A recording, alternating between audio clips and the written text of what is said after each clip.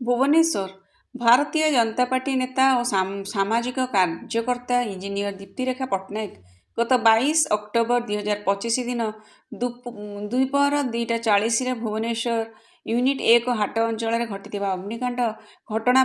निष्पक्ष और संपूर्ण तदंत दाबी कर संबंध में से आयुक्तालय पुलिस स्थानीय विधायक एवं सांसद सहित खोर्धा जिलापाल को आवेदन कर आधिकारिक वक्तव्य से कहते यूनिट 1 अंचल केतक हाट बेपारी घटनार सत्य जानी व्यवसाय हानि भयरू मुख खोलुना से उल्लेख कर अंचल हाट संघर अध्यक्ष द्वारा जड़े सांबादिक को पिटिबा और असभ्य भाषा व्यवहार घटना माध्यम रास्तार स्पष्ट देखा जाइथिला किंतु एपर्यंत कौन दृढ़ पदक्षेप ग्रहण होना। पट्टनायक कहते राजधानी भुवनेश्वर नागरिक माने भୟରେ बंचवाक बाध्य हेउनाहांती और दोषी मानक चिन्हट करी सठिक आईन अनुଯାयी कार्यवाही करने आवश्यक। से प्रशासन को लोक मनरे सुरक्षा और विश्वास पुनर्निर्माण पर शक्तिशाली पदक्षेप ग्रहण करने को आह्वान कर।